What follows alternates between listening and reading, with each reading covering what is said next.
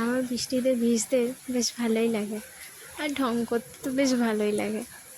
সেদিন এত বৃষ্টি পড়ছিল, দীপকে না বলে পারলামই না। আর রাইও ঘুমিয়ে পড়েছিল, তাই ওকে বললাম যে আমার একটা ভিডিও করে দেবে গো। ও বলল চলো ভিডিও করে দিই। ব্যাস, ও ভিডিও করছে আর আমি ঢং করছি।